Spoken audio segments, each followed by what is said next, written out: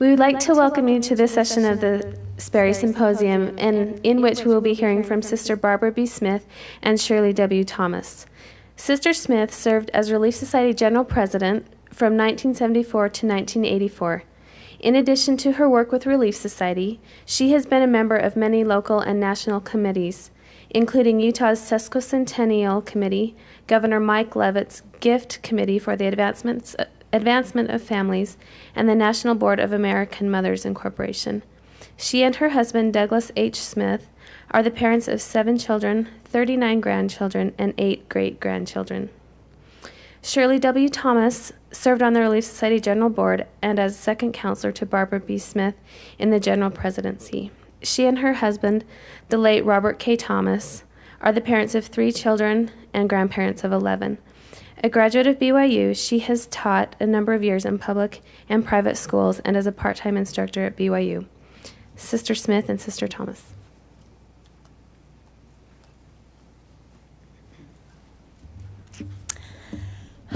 We would like to introduce you to Relief Society and to the women who have led it.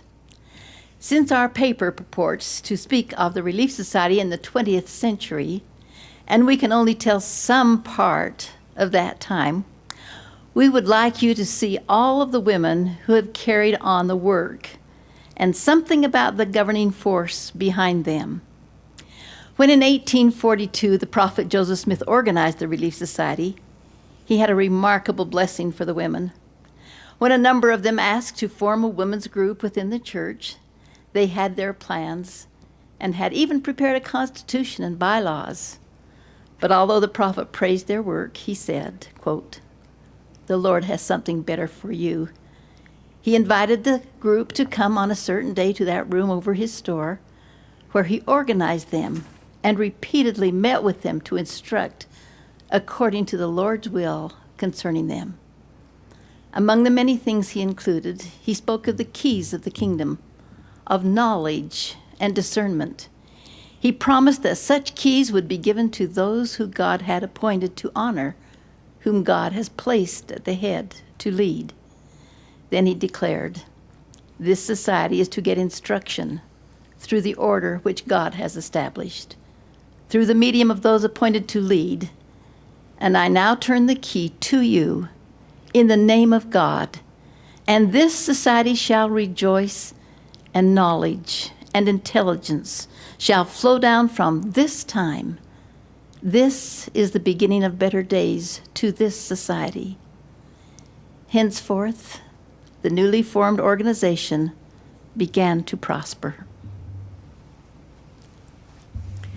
Yes, so now that you're acquainted with the beginnings of Relief Society, we'd like you to know the women who have led the society. So we'd like you to know the general presidents. The first 3 did serve before the beginning of the 20th century, that is mostly, one went 1 year over, and then all of the others have served during the 20th century and may have had some part in the things that we will talk about this evening.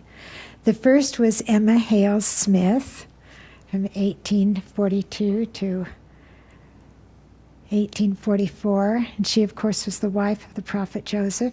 Eliza R. Snow from 1866 to 1887. Are we getting them? Zina D.H. Young from 1887 to 1901. And then we begin solidly into the 20th century with Bathsheba W. Smith in 1901 to 1910, Emmeline B. Wells from 1910 to 1921, Clarissa S. Williams from 1921 to 1928, Louise Y. Robison, 1928 to 1939. Then Amy Brown Lyman from 1940 to 1945, and Belle S. Spafford from 1945 to 1974. And Barbara B. Smith from 1974 to 1984. Barbara W. Winder from 1984 to 1990. Elaine L. Jack from 1990 to 1997. And the present president, Mary Ellen Smoot. Each of them led the society according to their own inspiration, the inspiration of their calling, but also with a prophetic direction of the past and the present. From the time the church was organized in 1830, its members had been so plagued by persecution, Brigham Young was only too happy to have them come to the valley of the Great Salt Lake, where they could establish their ways in peace. But near the turn of the century, they could see some problems arising out of this very isolation. When they saw the challenge of their elected Senator Reed Smoot being seated in the United States Senate, they began to realize that the church could not survive, let alone expand, if it retained its identity as a kingdom separate from the world. Church leaders saw a need for greater association with those not of our church, and they urged the members to reach out in kindness to others, to make friends for the church. It was time for the Latter-day Saints to make their place in the world. Having laid the foundation for the church, they needed now to bring it forth out of obscurity. Relief Society women did their part in this, relating some of the specific ways they brought the attention to the church and made friends for it. Will highlight a wheat storage program, an example of leadership, excellence in national and international women's organizations, and enthusiastic promotion of political influence in the Lord's cause. And so that's exactly what we're focusing on at this time tonight, the way that the women of the church, through the Relief Society, have helped the church come out of obscurity. Relief Society women began a wheat storage program in the fall of 1876 at the request of Brigham Young. And by the beginning of the 20th century, their granaries were stocked and waiting for the time of need that President Young advised would come. A report of the first annual meeting of the Central Grain Committee in 1877 reveals some of the ways these women gained their supply of wheat. Quote, "The aggregate amount of grain reported in good condition stored within the year since November 17th, 1876 up to the present time is 10,465 bushels.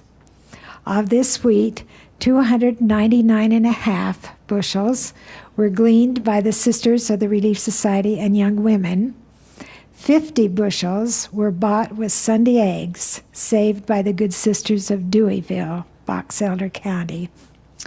There is also a quantity of flour stored and held in trust, besides many articles such as quilts, carpets, and other products of the labors of the sisters in their societies, which they intend disposing of to purchase wheat. The sisters' wheat was lent to farmers whose crops had failed, and also to bishops for use of the poor, to feed the poor. And then at the time of the earthquake in San Francisco, with that terrible fire, a carload of flour was promptly dispatched to aid the distressed. And it was reported that Relief Society wheat was the first to reach this stricken city. Other Relief Society shipments followed this. And then the next year, a famine in China signaled the shipment of another carload. And in 1918, during World War I, at the request of the United States government and at a price set by the government, Relief Society sold its wheat to the government with the consent of and approval of the First Presidency and presiding bishopric. Clarissa Williams, writing in the Relief Society magazine of August 1918, said, "The Relief Society has turned over to the United States government over 200,000 bushels of wheat. Grain that was gleaned in aprons, bought with difficult dimes and nickels of the faithful sisters, stored in their own or hired granaries for nearly half a century against a time of famine." On the floor of the House of Representatives, Utah Congressman M.H. Welling presented an appropriately generous tribute to the Sisters of the Relief Society for their 205,518 bushels of wheat. His remarks were carried in hundreds of newspapers throughout the United States. And then on Thursday, September 18th, 1918, while stopping in Salt Lake City, President and Mrs. Woodrow Wilson called on the General Relief Society President, Emmeline B. Wells, and extended thanks to her for the wheat that was for the United States government, for the Relief Society wheat. The sisters' response to a prophet's call to store wheat allowed them to meet the needs of the hungry while helping to make known in the world the work of the Lord. At the time Relief Society was organized, Sister Emma Smith, president, said to the women, "We're going to do something extraordinary. We expect extraordinary occasions and pressing calls."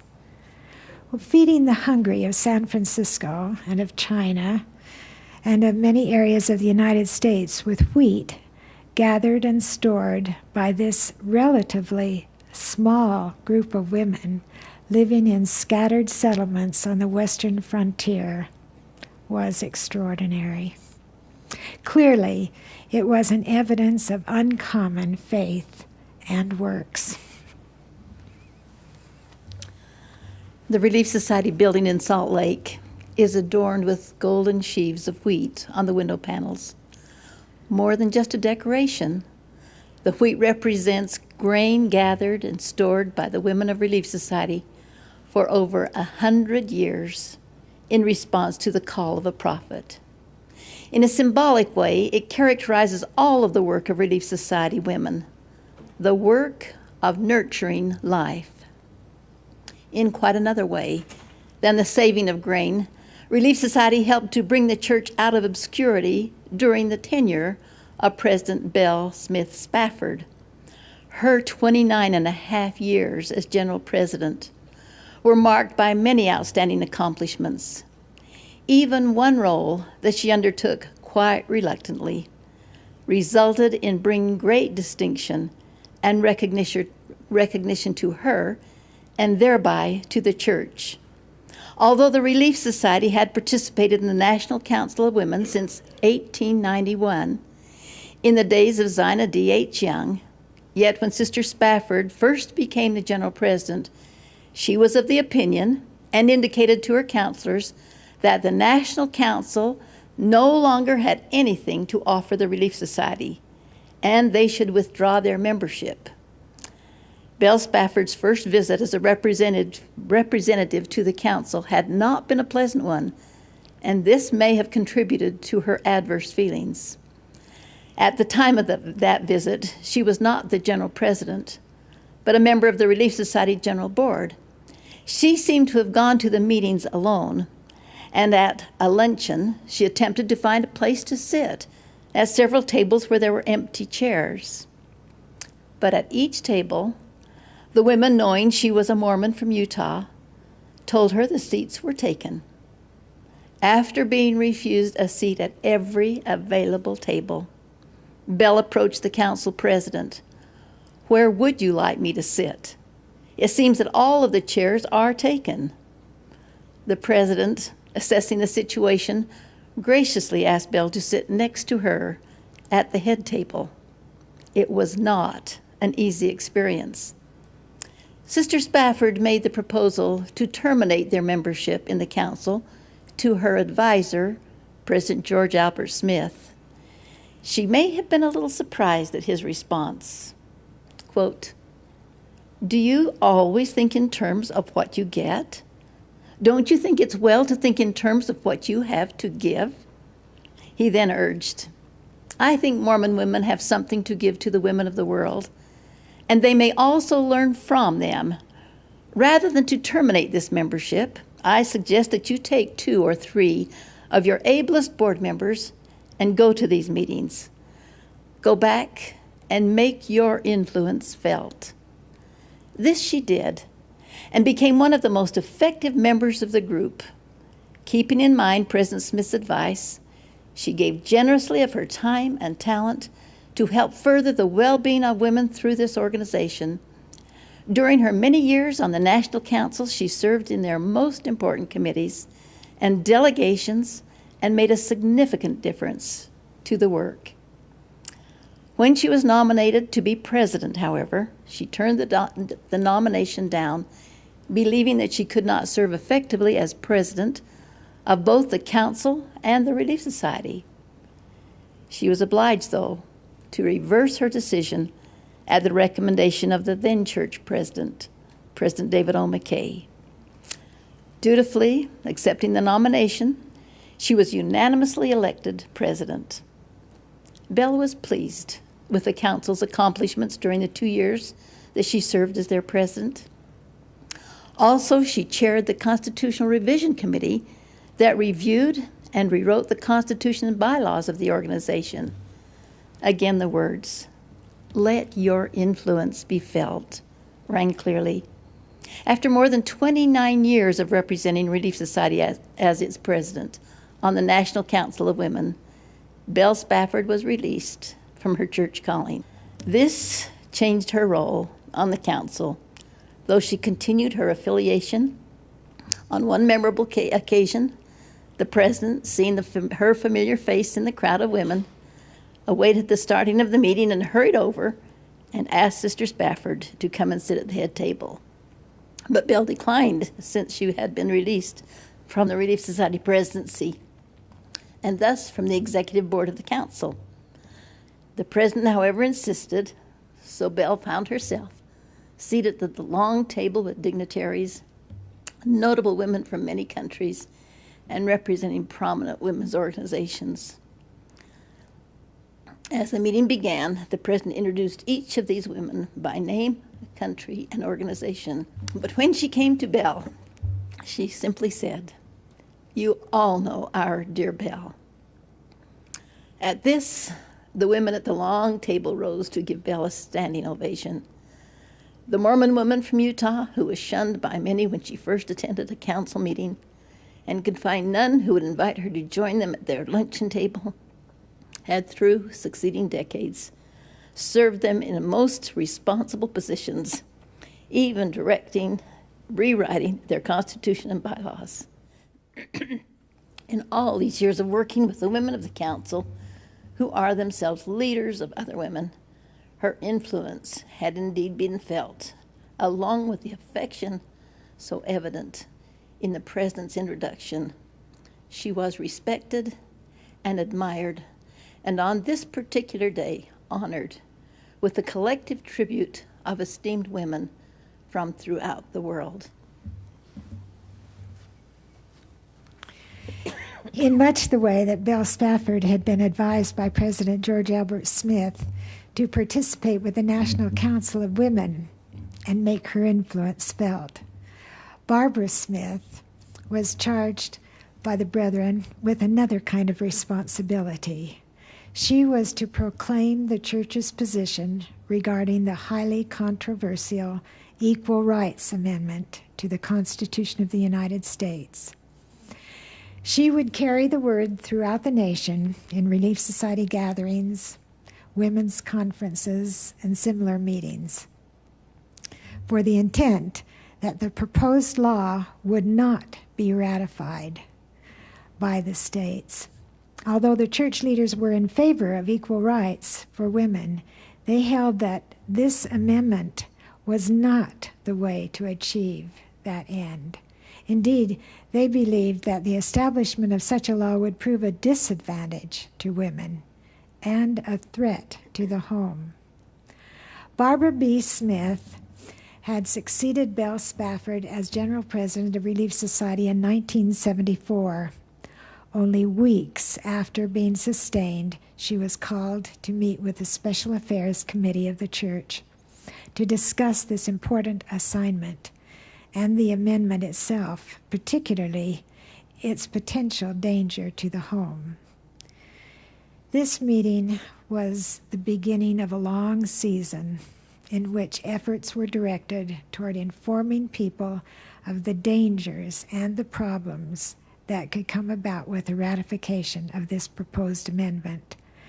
Sister Smith gave scores and scores of talks, traveled thousands of miles as she defended the church's position.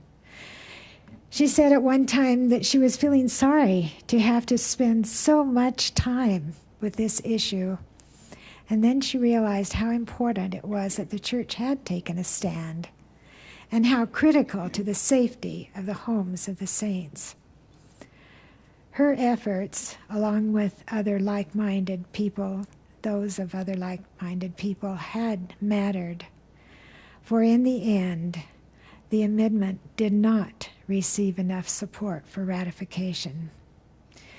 Because the equal rights matter was so much debated and had such far-reaching implications, it received wide media coverage, and through this, the church and its beliefs became known to many.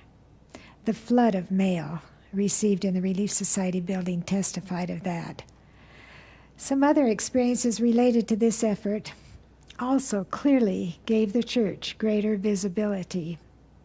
One day, the program director of the Phil Donahue show called and asked Barbara Smith if she would appear on their popular television talk show, sharing the hour with an excommunicated former member of the church who was vociferously in favor of the ERA, the Equal Rights Amendment. Barbara told him that although sharing the hour with that woman would probably not work well, she would be willing to be on the show if he gave that woman 1 hour and gave her, Barbara, another. And this did not please him. And so she suggested then Sister Beverly Campbell, a public affairs representative for the church in the Washington, D.C. area, as an alternative. And as it finally turned out, Barbara and Beverly Campbell did a show together and had 1 hour to present the church's position. This resulted in an avalanche of mail coming to the Relief Society building and a deluge of phone calls that continued long after, because the show was replayed many times in the next 2 years. The experience with the Donahue show introduced many to the church and some of its beliefs, and tended to bring a positive reaction to the debate. By actually seeing Barbara Smith and Beverly Campbell, the people seemed to identify with them and their cause. Another equal rights-related experience had the effect of opening doors for the church. It was associated with the dedication of the Relief Society monument in Nauvoo, Illinois. In a beautiful garden setting, 11 statues created by Dennis Smith of Alpine, Utah, and 2 more by Florence Hansen, another Utah sculptor, each representing a facet of a woman's life, are combined to create a beautiful monument to women. This garden was established in Nauvoo to commemorate the founding of Relief Society there in 1842. It was dedicated in June 1975 during a 3-day event planned to include every possible feature to make it memorable. It was attended by thousands of Relief Society women and many special guests.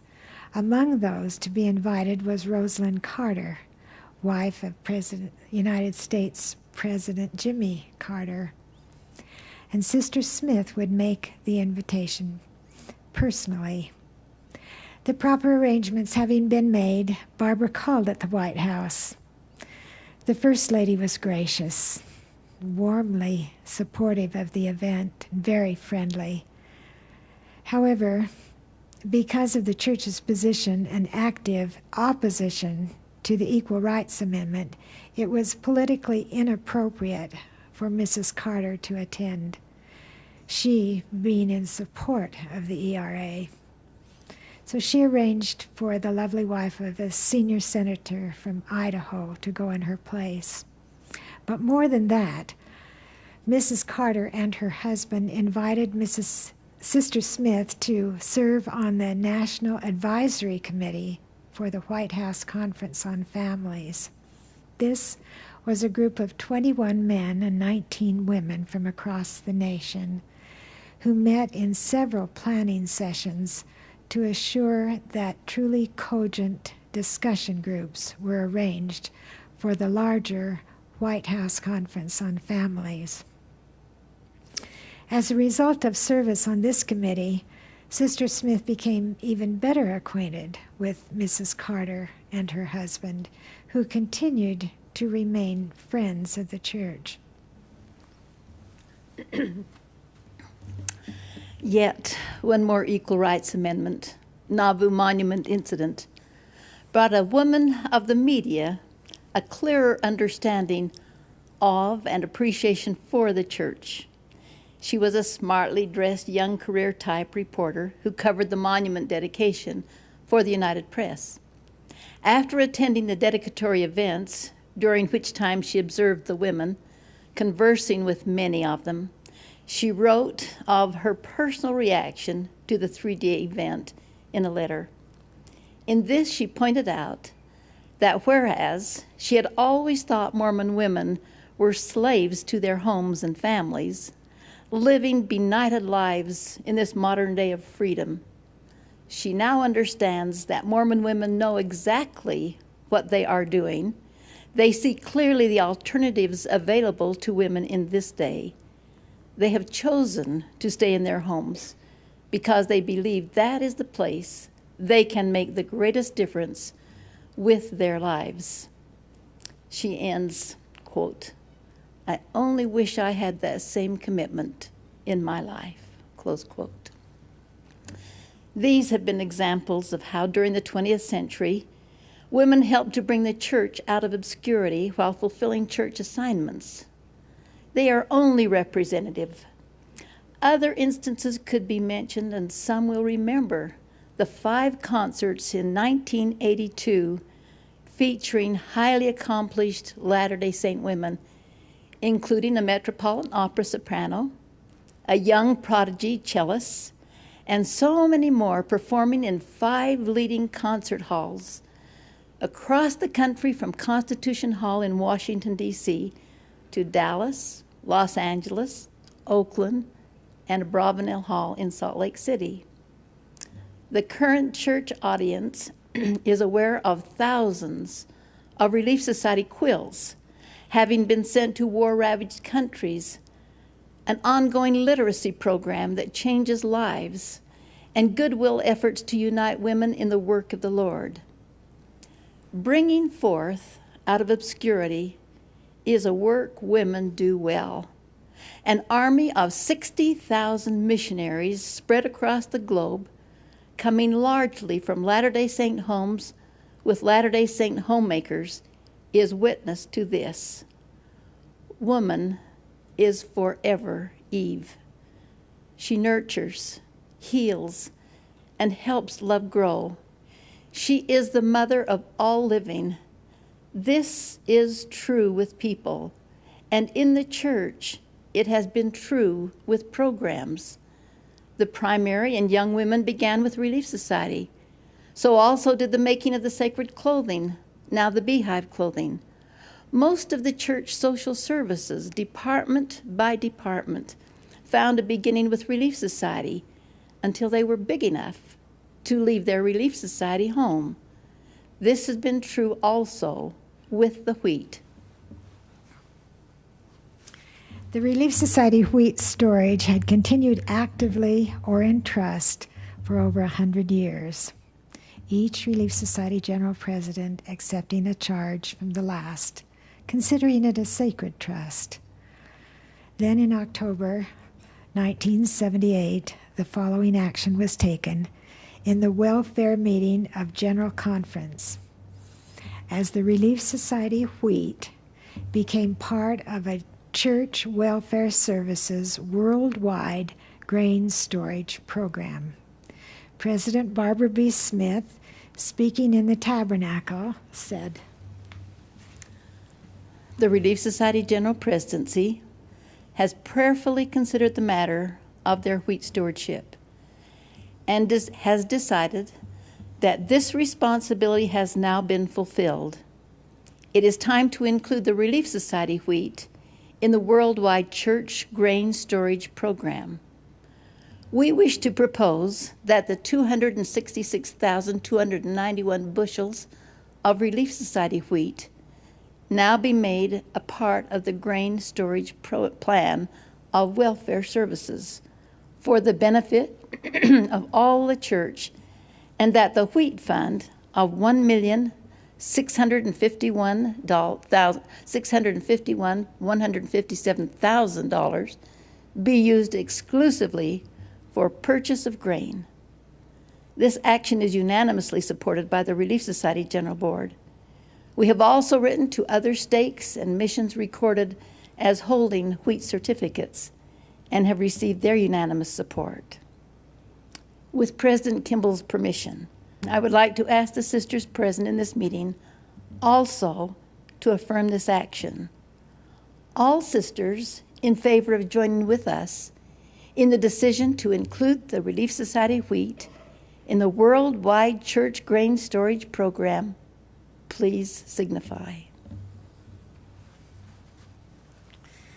All votes were in the affirmative. In response, President Kimball urged, "Let this gift from the Relief Society today be an example of the cooperative effort and harmony that can enrich our lives in the church and in the home." The Relief Society wheat had already brought attention to the Lord's work with the sale of the wheat to the U.S. government and the 1918 visit of President and Mrs. Woodrow Wilson. As a part of the worldwide welfare grain storage, it may have enjoyed the visit of another sitting United States president, for on September 11th, 1982, President Ronald Reagan, in an effort to learn from the church's successful practices in, quote, taking care of its own, close quote, visited an operating church welfare center in Hooper, Utah. We can only guess that some of the Relief Society wheat was shown to him at that time. The giving of the wheat marked the end of an era for Relief Society. But in each age, women have responded to needs as they have become aware of them. In the late 1970s, as more and more matters concerning women required answers, the Relief Society presidency, with the approval of their advisors and the cooperation of Brigham Young University, established a Women's Research Institute located on the BYU campus. The Institute staff researched topics of importance to students and faculty of the university, as well as the Relief Society General Presidency and Board. At this period, also, the Relief Society joined with women of the Brigham Young University in organizing women's conferences held each year at BYU. These featured a wide array of gospel-related lectures and classes of particular interest to women. Women's conferences, while starting modestly, have grown to become a major event each year, hosting tens of thousands of women, many coming from long distances. They offer extraordinary learning opportunities for the women with classes taught at a university level, often by BYU and LDS Institute faculty. These educational advances reflect a new emphasis on learning, and especially gospel learning for Relief Society women, and another way for them to have influence in the world about them. The impact defies measurement, but one can imagine the effect of thousands of women who come to learn at the women's conferences each year, then go back to their homes, families, wards, neighborhoods, and communities as living witnesses of what increased knowledge and a greater understanding of how to implement the gospel in their lives can mean. Finally, a word about Out of Obscurity and the Relief Society's well-known Charity Never Faileth. In one of the earliest meetings of the newly organized Nauvoo Relief Society, the prophet Joseph Smith taught the women from the 13th chapter of 1 Corinthians, verse 8. Soon after, they selected the beginning phrase, "Charity never faileth," as a motto, reminding the sisters of Relief Society's prophetic instruction and providing a guide to their work. A beloved son returning from a Spanish-speaking mission pointed out the beautiful translation of this phrase from the Spanish, quote, "The love that never ceaseth to be," close quote. It is hoped that charity, loving kindness, or the pure love of Christ colors all that Relief Society women do. But particularly did President Gordon B. Hinckley, in a general conference near the end of the century, call attention to the need for it. He mentions the matter of, quote, "some other faiths who do not regard us as Christians," close quote, and he points out that this need not concern us. Rather, we could better focus our efforts on living the gospel and thus feeling good about ourselves as Christians. And then he makes the case for kindness. Love and respect will overcome every element of animosity. Our kindness may be the most persuasive argument for that which we believe.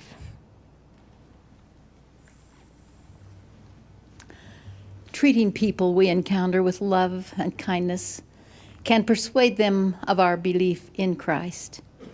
As church leaders near the beginning of this century urged members to reach out to others in kindness, and earlier Joseph Smith taught the women of Relief Society that charity never faileth, so our prophet at this century's end counseled members of today in this highly effective way to bring positive attention to the Lord's church in today's world. The work of Relief Society women shared here are representative of others too many to share, but we hope to have shown how the women have added their strength to that of other members of the church in an effort to glorify God, and as Peter pointed out, show forth the praises of him who hath called us out of the darkness into his marvelous light. My beloved brothers and sisters, I bear testimony to you that Relief Society is a God-given organization, and that we are here to bring forth into the light of the gospel to all women, to all people everywhere, all that it purports to be.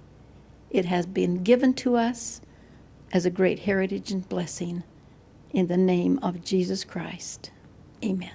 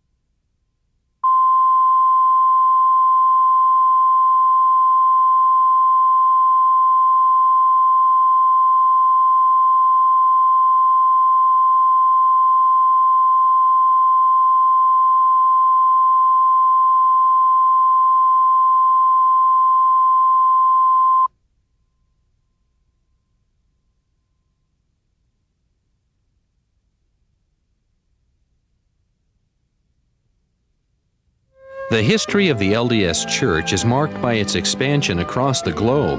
Latter-day Prophets have focused on building temples, flooding the earth with the Book of Mormon, and strengthening the saints in all parts of the world.